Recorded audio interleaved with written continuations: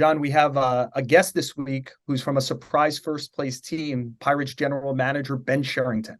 Yeah, I mean, everything's a surprise to me at this point with the records that we see. That division's just upside down from the way I look at it. I thought the Cardinals would win it. I thought Pittsburgh would probably be fourth. Ben Cherington, a terrific general manager. He's doing a great job there. To me, it looks like a miracle, 20-10. They look like they're for real, and I am shocked. We'll ask him if they're for real. We'll ask about the extension with Bryan Reynolds, a reunion with Andrew McCutchen. John and I will dig deep on the returns of Justin Verlander and Max Scherzer to the Mets rotation. What's up with the Yankees and also Bryce Harper's return? That's if you stick with us on the show with Joel Sherman and John Heyman.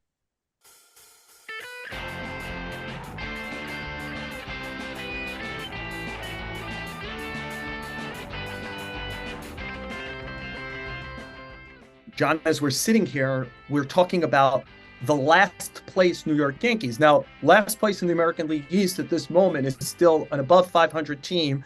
And most teams that are above 500, after a month, there's not the sky is falling.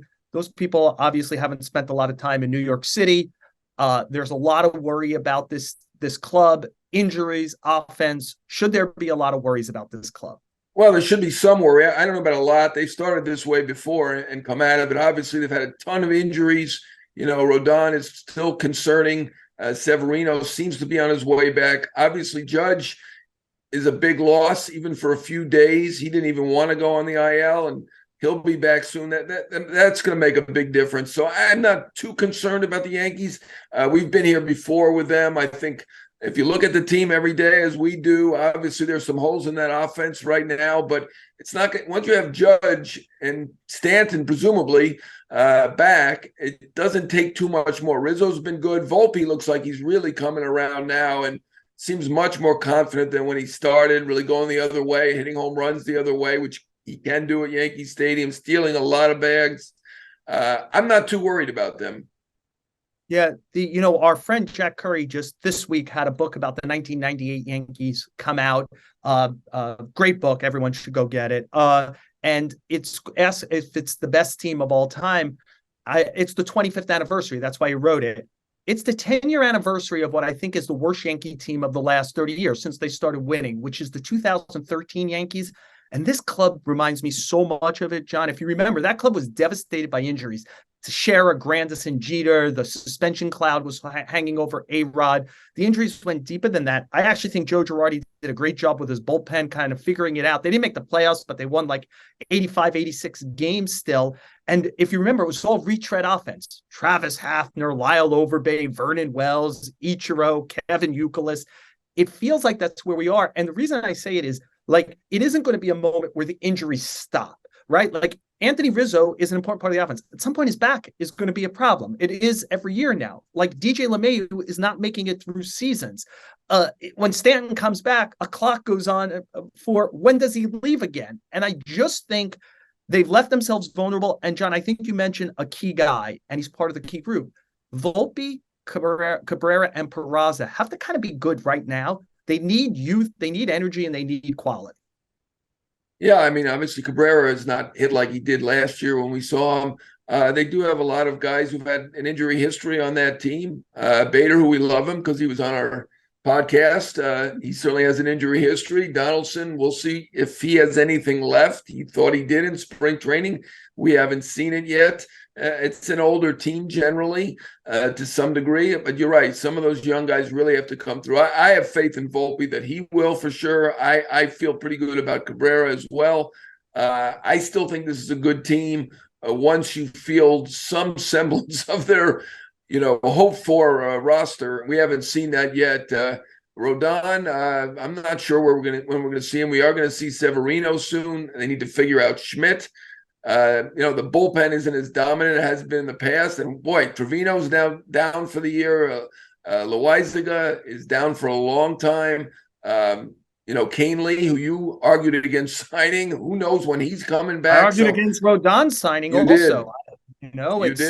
I didn't like, obviously Judge, but I really didn't like their offseason. I didn't like them that Benintendi went out the door, Carpenter went out the door. They never really, remember what the second half of offense was last year, John? It was like a 600 OPS for everyone who wasn't Aaron Judge. He literally carried the team. He had been injury-free pretty much for 2 years. You had to assume at some point he was going to need at least a pit stop. I mean, this whole team, to me, is Garrett Cole and Aaron Judge for 300 something, $300 million almost payroll. They really need those two guys, and having one of them down really shows. Yeah, I mean, are they going to be a little bit like the Angels, a little top heavy with two of the best players in the game? Analogy. It's possible they could end up like that. I wouldn't have signed Benintendi. I know Judge, who's now the captain and has more say than he had before, suggested that they do sign Benintendi, but 5 for $75 million, that's a lot of money for a singles hitter. A good singles hitter and a good defender. I get it. They're still short in the outfield. They're still kind of really not producing from the outfield other than Judge at all. And that's an issue. It is, you bring up all the acquisitions over the winter, and it goes back even before the winter to last season. They seem to have acquired a lot of guys who get hurt. I think that's mostly bad luck. But I mean, Trevino now out. Montas, we've barely seen him. And when we did, it wasn't very good. Canely injured, Rodon injured. They've got to be questioning themselves. Why do all the guys they acquire end up getting hurt? Yeah, it's an internal thing. You mentioned age, injury. The other big story in New York this week is, as we're speaking, it's a Tuesday. The Mets are playing a doubleheader. Max Scherzer is back from a suspension. We'll start game 2 of that. And then a matinee. We're talking on Wednesday. On Thursday, the matinee, Justin Verlander, first start as a New York Met. I want to give you a little thing that I noticed. The last time that those two guys started on consecutive days as teammates was game 1 and 2 of the division series in 2014 against the Orioles. Yeah. And their manager of the Orioles was, of course, Buck Showalter. Yeah. They're back. They feel as important to the team as we thought all spring training and off season once they were united. Where do you think we are with them, John? Yeah, I mean, I was there. I was at those games. That was a sweep that Detroit did not come away with. They lost. I'm worried about the Mets. I really am. And those are the key pieces of this team. I mean, they are two of the greatest pitchers of the last 50 years, Scherzer and Verlander. And if they're good, this should be a really good team. At this point, I feel better about Verlander, who hasn't even pitched, than Scherzer, because Scherzer had the side thing. I think the rosin thing will get through that. But a lot of questions about Scherzer right now, which we didn't have before. And, I mean, Verlander looked good for the Rumble Ponies, and that's kind of what I'm banking on, that he looks good for the Rumble Ponies. I'm saying he's the one I'm feeling better about right now, but they're the key to the team. I mean, they're two highest-paid players in the game, and they need them because, obviously, Carrasco's out. Quintana is out for a while. We've seen Peterson has now been sent down. McGill's been okay. That rotation that was ranked number 1 by MLB.com, and I agreed. I thought it should be the top rotation. It's just not been that great to this point, and it has the potential to be great. And it's those two guys; they have to be great, Scherzer and Verlander. Yeah, I think you just wanted to use the term Rumble Ponies on our podcast. I like the Rumble Ponies. It's a good name. It's nice. John, I think you hit upon something key. I would say this. The Mets got through this first 5 weeks of the season above 500, still in connection with the Braves. And when you think about it, they lost the best closer in the game, the end of the game, and they lost their number 1 and 2 starter for like Verlander the whole year, like Diaz, to this point, and Scherzer for a couple of weeks here. And Scherzer really hasn't pitched like Scherzer, and they've held it together. I don't know how long they could hold that bullpen together unless they start getting certainty in innings from some rotation pieces. You mentioned Quintana isn't going to pitch until the second half. If then, I think Carrasco is going to try to get back in the rotation next week. But what do you get from him? Senga, as we're speaking, is in like a 10-day hold because the Mets want to kind of get him as close to his, once a week Japanese style rotation stuff. How does he get through the season? They kind of need Scherzer and Verlander to be close to peak Scherzer and Verlander, and not just in October, but to get through this season without burning out that bullpen. First of all, I want to compliment you. You've got the pronunciation of Scherzer down properly, at least for a New Yorker. So that's good for you. I needed him to become a vet. I need it. You're absolutely right on the bullpen. It's a big concern. Robertson has been fantastic. They're going to have to count on him to be fantastic for the whole year, always pitching against the best hitters on the other team, whether it's the eighth inning or the ninth inning, generally as the closer. Ottavino and Drew Smith should be very solid. But, I mean, that's not a long list. They've got a lot of guys who have been pretty good. Okay, maybe we've got hopes for Curtis, Brigham, several guys in that category. And, it feels like they're going to need more. Obviously, Diaz, huge loss. Best closer in the game, right there with Hader and Clase. And it was different. You can't just make up for him with one acquisition. But I would say they're going to need to make some acquisitions at the deadline to hold this together. They do not have enough in the pen right now, I don't think. Yeah, another person who came back from injury this week, we're getting Verlander, and the quickest ever from Tommy John surgery, about 5 months, is Bryce Harper, returned on Tuesday night to the Nationals lineup against the Dodgers. Let's be honest, he and the Phillies did not make. Did I say the Nationals? I meant the Phillies. If I said the Nationals, the Phillies lineup, they didn't make it easy. Julio Urias is one of the tougher left-handers in the sport. Harper was 0 for 4 with 3 strikeouts. John, obviously he'll have great impact when fully back to Bryce Harper. I know that this is a prideful athlete. He wants to kind of get back, etc. He feels responsibility. Do you feel at all that it is rushed just because you can get back in 5 months? Should you get back in 5 months? No, I mean, yes, just one day. You shouldn't have come back against Julio Urias, a left-hander. No, they rushed him back one day. It wouldn't have been any shame in 161 days instead of 160 days. They could have waited one day and brought him back against the right-hander. Assuming they're playing a right-hander now. I think he's going to be great. I think that lineup is the best in the game. I'm not sure they're the best team, but fully healthy with Real Muto and Turner and Schwarber and Harper. I mean, you got 4 of the best hitters in the game in one lineup. And, this is why I picked the Phillies in that division. Right? I'm not looking that great right now, but I think they're going to be great. I think he's fine. I think he knows when he's ready. He's ready. And even if he was 100% healthy or whatever, you still could go for 4 with 3 strikeouts against Julio Urias. Yeah, I noticed, I looked on the same night he went 0 for 4 with 3 seconds. People were asking, is he ready? Mike Trout went 0 for 5 with 2 strikeouts. DJ LeMahieu, who doesn't strike out a ton, a little more this year than normal, but struck out 3 times. So, let's not use a singular game. And I do think their offense is going to be good. It's been a strange offense, John, because the Phillies, all their OPS, plus you mentioned a lot of their good players, like Bryson Stott has hit well for them. Bohm has hit well for them. They've had a nice long lineup. They haven't scored runs while doing it. I think all 7 of Schwarber's homers, for example, are solo homers. And then the more concerning thing is on the night that Harper came back, they got blown out. They lost, I think, 13-1. It was the second straight day that Cody Clemens came in. We knew his dad back when, right? We used to watching Roger Clemens pitch. A position player, Cody Clemens, has wrapped up the last 2 days. We both think the Philly offense is going to be fine. Do we think the Philly pitching is going to be good enough to hang with I know you do because you like this team a lot, the Mets and the Braves, and ultimately make a kind of run like they made last year? Well, I think they can hang with the Mets. We've already talked about the concerns about the Mets. Whether they can hang with the Braves, we'll see on that one. Yeah, Cody Clemens, I don't know if you watched it. It did not look like his father pitching. I know he's a talented... Most people in the history of the game haven't looked like his father. But he looked like you and me pitching. I mean, he was just lobbing it in there.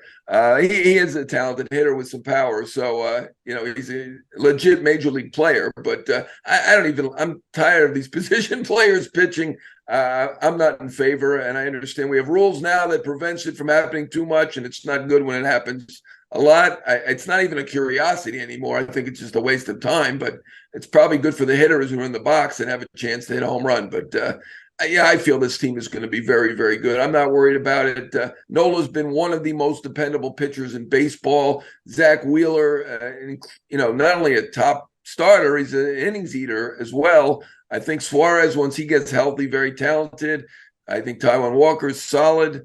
If Painter could come back, I mean, that's the X factor. This guy throwing 100 miles an hour at age 19, he's number 1. So, things can change quickly if he comes back. Yeah, I think the good news for the Phillies, John, is that early in the season, it looked like maybe Nola, Wheeler, and Chris Suarez was hurt, had like a little bit of that extra month pitching hangover. Yeah. But Nola and Wheeler look like they've straightened it out, and they do have Suarez back in the rotation. I'm with you. I think Taijuan Walker will eventually be a number 4 starter, 4 ERA guy who beats up 5-6 innings to start, which will help. And I do think Painter is the X factor, and I think the Phillies could be fine. John, the other team in Pennsylvania, the one the Phillies share the state with, the Pirates, are in first place early in this season, one of the surprises of the year. And coming up next is their general manager, Ben Cherington, to talk about that club.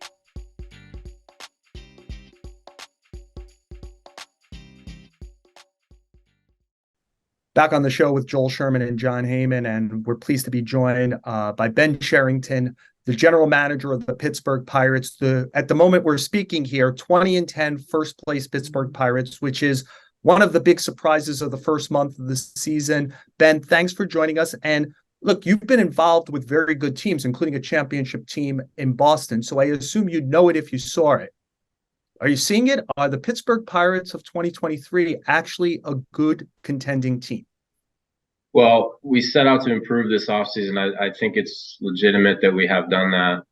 It is early. Obviously, we respect the length of the season. We played 1 month of good baseball. We need to keep doing that. We've played the team game pretty well. And so if you want to draw parallels to teams that are good for 7 months and not just 1 month, we're doing some things that I think good teams do. We're running the bases well. We're executing fundamentally pretty well. We're controlling the strike zone pretty well on both sides of the ball. So some of that's been encouraging. We've had some individual players step up, dealt with a little adversity already with O'Neal Cruz going down.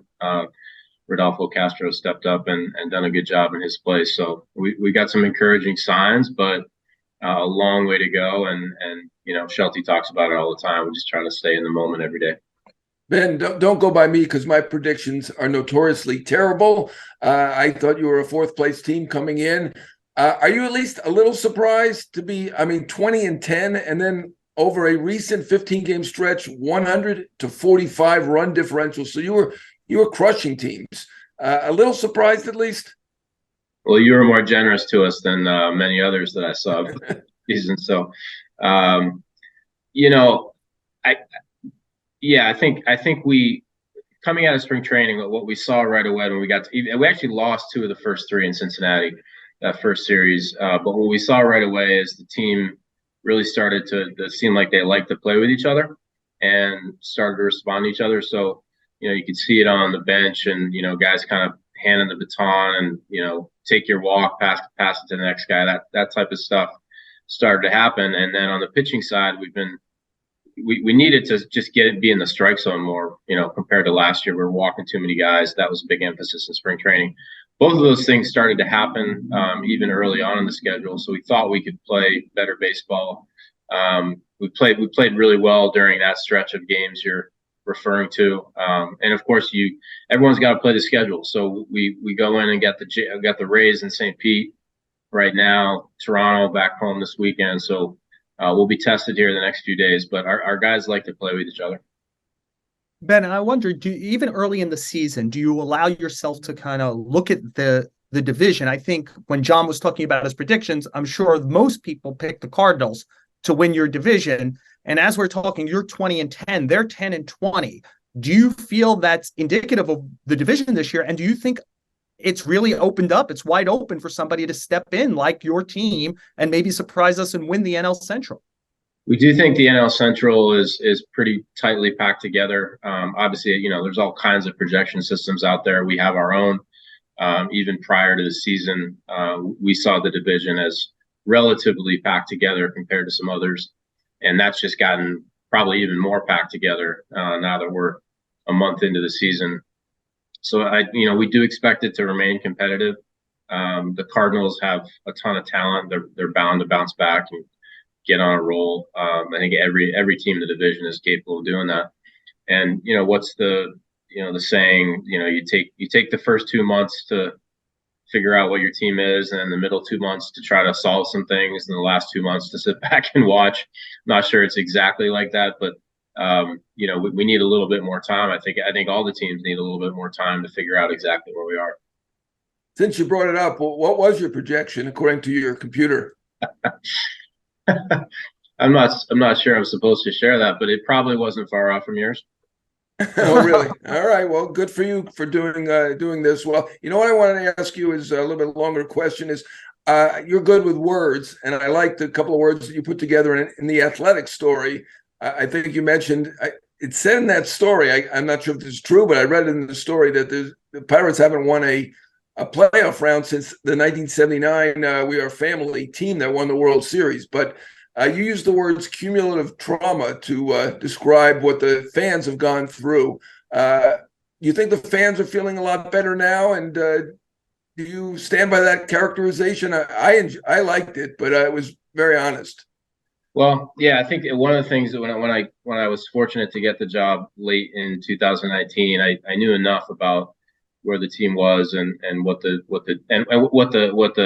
sort of historical significance that the Pirates have in baseball and what the team means to the game broadly. But of course, I'd never spent much time in Pittsburgh, never lived in Pittsburgh. So now I've had a chance to do that. I think I understand more about our fans, this city, what it means to the city. And my experience with our fans has been that they're both, appropriately and understandably, frustrated from lots of difficult times. And we hear that frustration. I hear that frustration in different ways. But at the same time, they are so they so desire to want something to believe in, something to grab onto.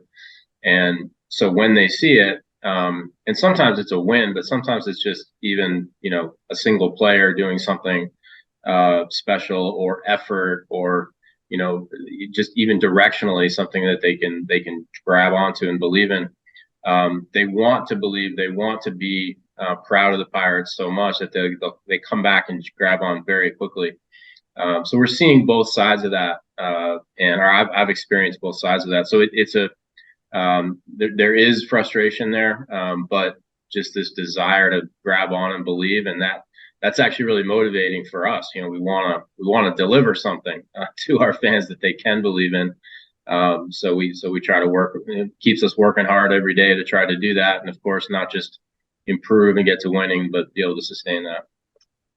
Well, you used word like sustain and ways to maybe get through cumulative trauma that John likes so much. I'm sure one of those ways is to keep your best players. And one of the big pieces of news early in the season is you signed the first ever $100 million plus contract with Bryan Reynolds.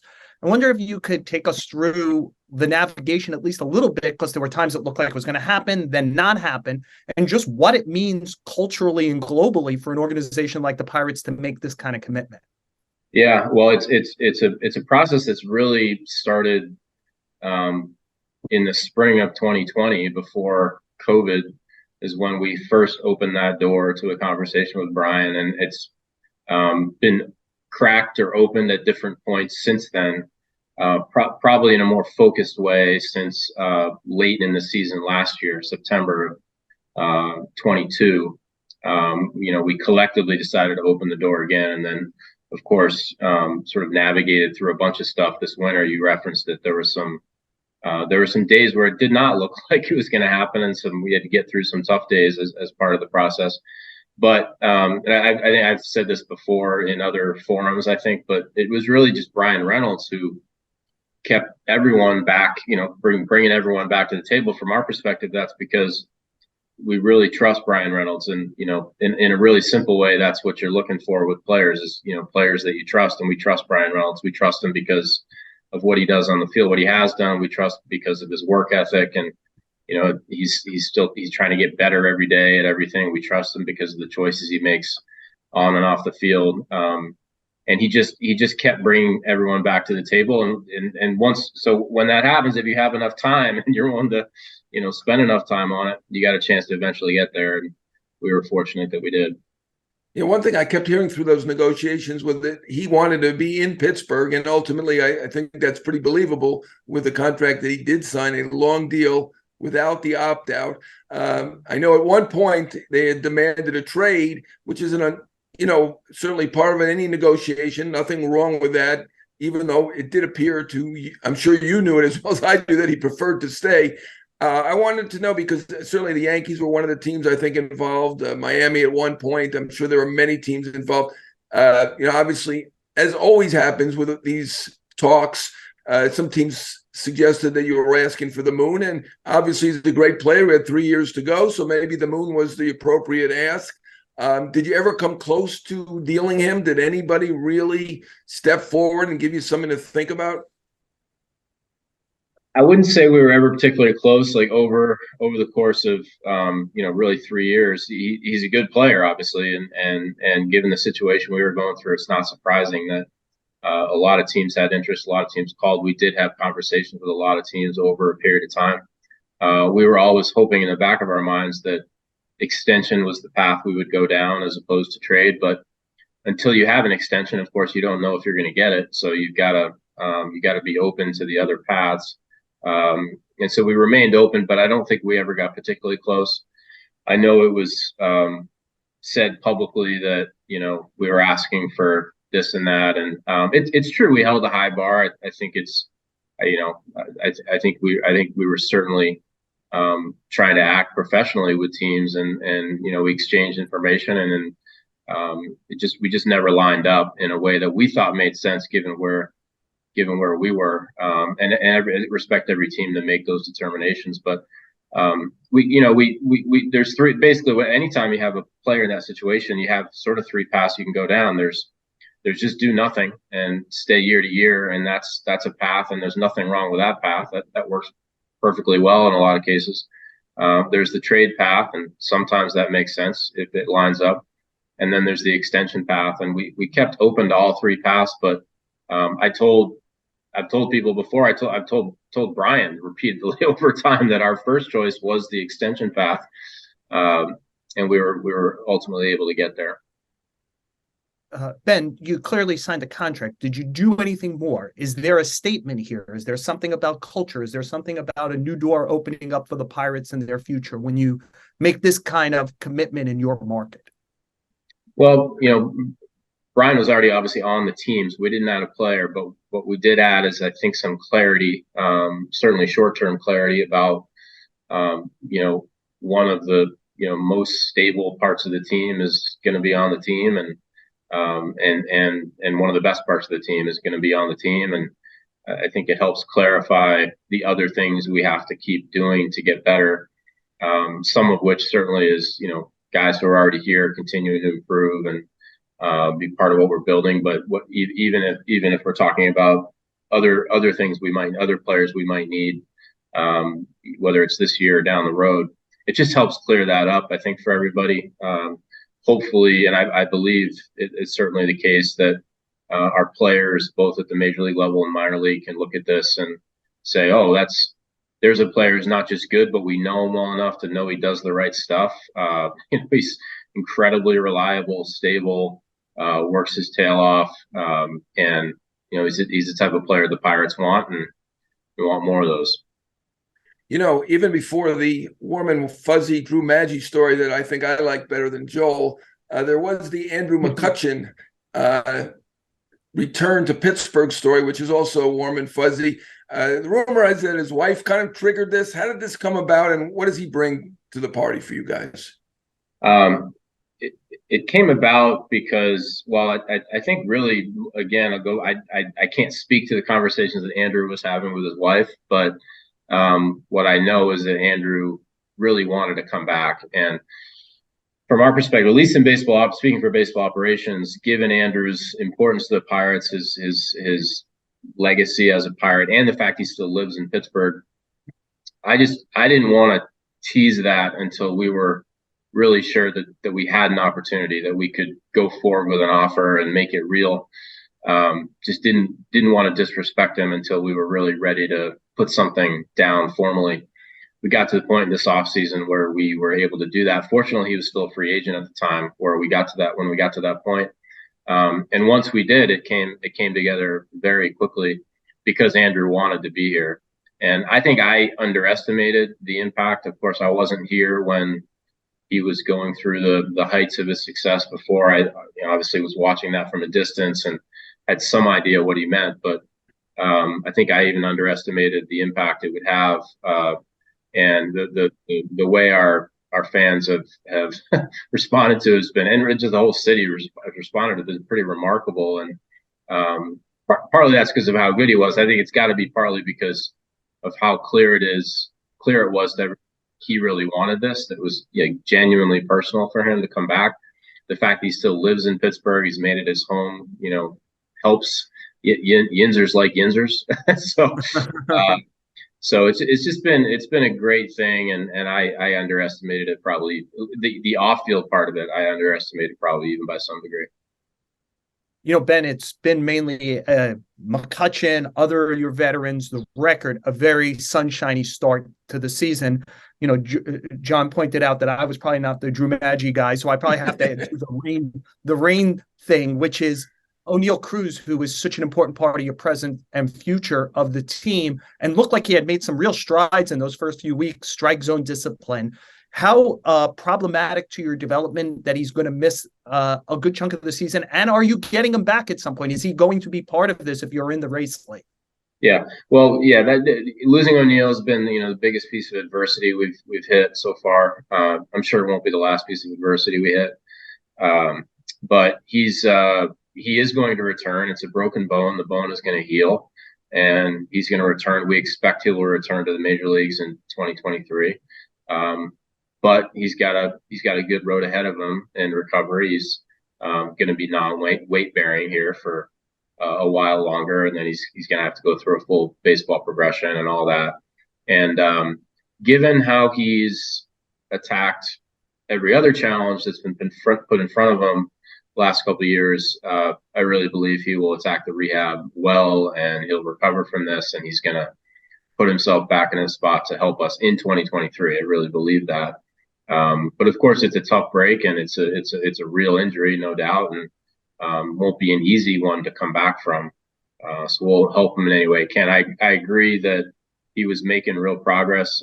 He was, the StatCast stuff is fun to watch and makes him exceptionally exciting and makes the upside, really, really high. But he was starting to do the things that kind of come in between the StatCast moments, the better swing decisions and just more consistent defensive play, and just really focused pitch to pitch. And it was fun to see the start. So we'll be anxious to get him back. Maybe this is old news, but Joel and I are doing this from New York, and this is for the New York Post. So we're very sensitive New Yorkers here. I do want to ask you, you were a logical candidate for the Mets GM spot at one point. I think they pursued you, and ultimately I don't think you pursued it, and you obviously took the job in Pittsburgh. You'd won in Boston a World Series, so you're obviously not afraid of a big market. Just curious why you decided to take Pittsburgh's job and not pursue the Mets job. Well, really respect the Mets. First of all, it's an incredible city. First of all, a great franchise and an incredible city, and a great opportunity. I can't speak to to that particular situation, but I can speak to the Pirates situation. And let's say that the I think it was two things basically that made the Pirates opportunity so attractive. Part of it was timing and feeling like I had gotten a chance to have the Red Sox experience, learn from that, certainly made mistakes there, and go to Toronto and sort of learn all over again with a great group of people. And the timing of the Pirates opportunity came around at a point where I thought I was ready again. I thought I was more ready, hopefully more ready the second time around. And so the timing was really good. The specifics of the Pirates situation were the second part of it, and is probably about just self-awareness of knowing who you are, and what opportunity is the right one for you and what opportunity is not the right one for you. I just felt like the things that I'm bring to the job, and the things that I feel like I can do well, and also the things that I'm not as good at, fit particularly well for this situation, and just felt like a good match. And so I still wasn't taking anything for granted. Obviously, didn't assume anything, but wanted this job once it became open, and I knew I had a chance to interview for it. And fortunately, I got a chance to get it. Ben, as a way to wrap up here, I was looking at your team from a distance, obviously, and trying to figure out how do you get to 20-10. And there's a lot of obvious ways. Your outfield has been one of the most productive outfields in the sport. Your top couple of starters, a couple of guys maybe you've acquired along the way have really seemed to break out, plus Keller, a homegrown guy. But one thing really stuck out because we talked so much about the new rules this year. You have 6 more stolen bases than any other team. You're not a big home run team. You're a middle of the pack home run team. I'm wondering if you could frame this about, like, is this just the beginning for both the Pirates and baseball? And are stolen bases just going to keep going up and be just a big part of the Pirates the rest of this year and moving forward? Well, we definitely, identified that as what we hoped would be an opportunity coming into spring training. We knew the rules was going to be on the other side. We knew we thought we had guys that could take advantage of those opportunities. And the new rules might enhance those opportunities. So we were definitely focused on that coming into spring training, practicing a lot during spring training.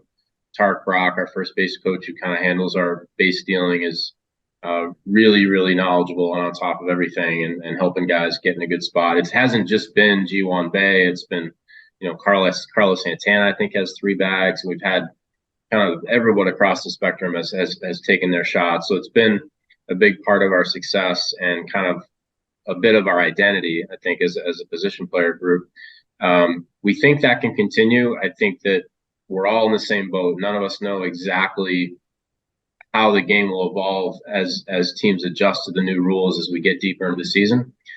I would expect that there will be stolen base opportunities, even further into the season. I'm also sure that teams are competitive and smart and going to continue to find ways to defend that, and we'll have to adjust ourselves.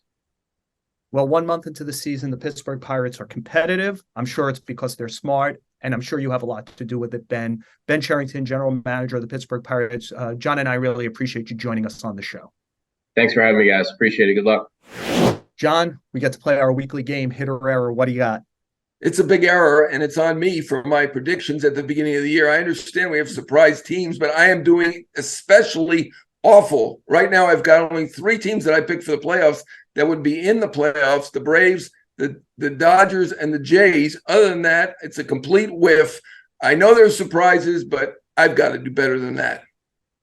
Yeah, I mean, look, one of the teams I think I'll just take as an error, even as we're speaking, the White Sox have had a couple of comeback victories at the end of games. The last 2 games they played, over the weekend against Tampa Bay and then against Minnesota. Andrew Benintendi, who you mentioned earlier in the show, had a big hit to win a game.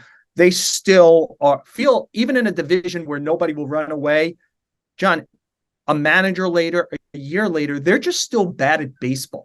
Their pitchers walk too many guys. Their hitters don't walk. Their defense is really full of holes all over the place. It feels like the concentration isn't there day to day. They don't play baseball well. And it feels like an error has been wasted there. Like, they brought in Moncada and Jimenez and Tim Anderson and Luis Robert. And it just feels like it's never going to fully fire. You said it, the concentration, their defense has just been terrible. They weren't one of the teams that I picked in the playoffs. I did say they'd be improved over their 81 and 81. I did think it would be better under Grifol. It has not been to this point. I looked at him as a disciplinarian. I heard he was detail-oriented. There is no details going on with the White Sox. They're not. The big picture is bad. They're not looking good at all. And it's shocking. Looking at that team, I thought they had 5 viable starters. They obviously have a nucleus that looks pretty good. The injuries haven't helped. They were 3 and 15, I believe, with Anderson out. So that's not good. But the injuries are not an excuse because they do not look like they're paying attention some of the time.